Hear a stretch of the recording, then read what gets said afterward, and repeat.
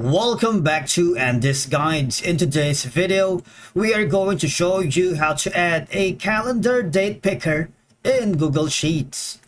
Let's begin. Now, the first thing that you need to do is to log in using your credentials. If this is your first time in Google Sheets, I want you to click the sign up option. And from here, just follow the on-screen instructions and you're good to go. Adding a calendar date picker directly within Google Sheets isn't a native feature like in some other applications. However, we are here to show you that we can achieve similar functionality using Google Apps Script, which allows you that you can create custom interfaces on automation with Google Sheets.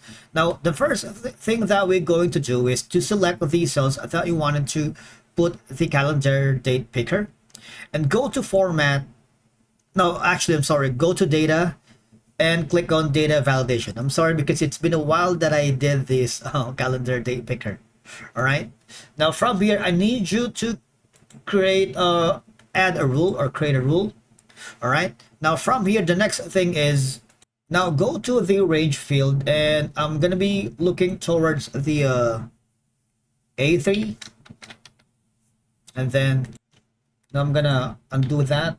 And then so from A3 going to the maybe A5 maybe, not sure. All right, after that the next option is now I need you to hover to criteria and the drop down click on is validate.